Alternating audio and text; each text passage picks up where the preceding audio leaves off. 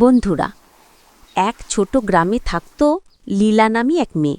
সবাই তাকে ঘুমকাতুরে বলে ডাকত, কারণ সে সব সময় ঘুমিয়ে ঘুমিয়ে কাটাত।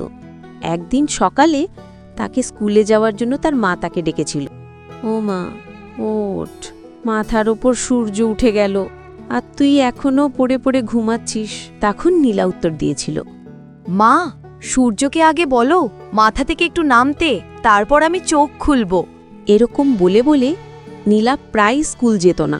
লীলা তার বাবার আদরের মেয়ে ছিল বলে তাই লীলার মা তাকে কিছু বলতে পারত না। হঠাৎ একদিন নীলা সকালে উঠে বাড়ির সব কাজ সেরে মায়ের জন্য চা বানিয়ে এনেছে। তখন লীলার মা অবাক হয়ে লীলার দিকে তাকিয়ে ভাবতে লাগলো, যে মেয়ে রোজ বলা 12টা আগে ওঠে না, যাকে আমি রোজ চা বানিয়ে খাওয়াই, সে মেয়ে আজকে আমাকে চা বানিয়ে খাওয়াচ্ছে, তাও আবার সকাল সকাল।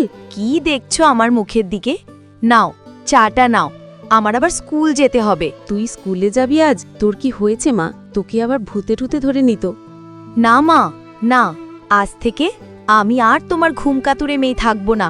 রোজ সকালে তোমার সব কাজ ছাড়ে আমি স্কুলে যাব। লীলার মা লীলাকে খুশি হয়ে বলে, আজ থেকে তাহলে কেউ আমাকে ঘুমকাতুরের মা বলে অপমান করতে পারবে না।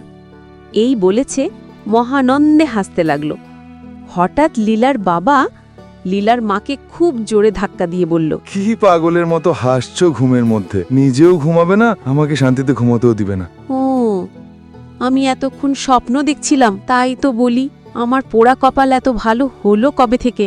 বন্ধুরা, এরকম গল্প যদি তোমাদের ভালো লেগে থাকে তাহলে প্লিজ ভিডিওটিতে লাইক দিয়ে চ্যানেলটি সাবস্ক্রাইব করে রাখুন।